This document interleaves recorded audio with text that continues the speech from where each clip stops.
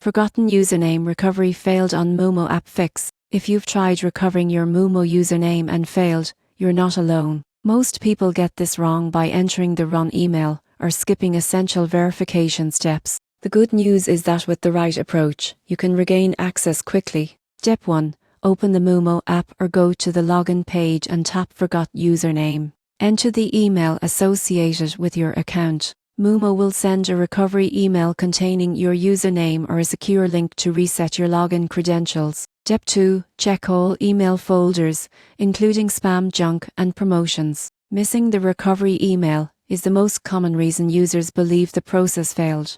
Avoid sending multiple requests too fast, as this can temporarily lock your account. Step 3. If your register email is inactive, collect verification details such as your full name, phone number, and recent trading activity. Contact Moomoo support directly with this information for faster recovery. Providing a linked phone number helps speed up verification. Step 4. Once your username is recovered, store it safely in a password manager or secure note. Activating two-factor authentication adds an extra layer of security and prevents future login problems. By following these steps carefully, you can regain access to your Moomoo account efficiently. Proper verification and secure credential management are essential for keeping your investments safe and accessible.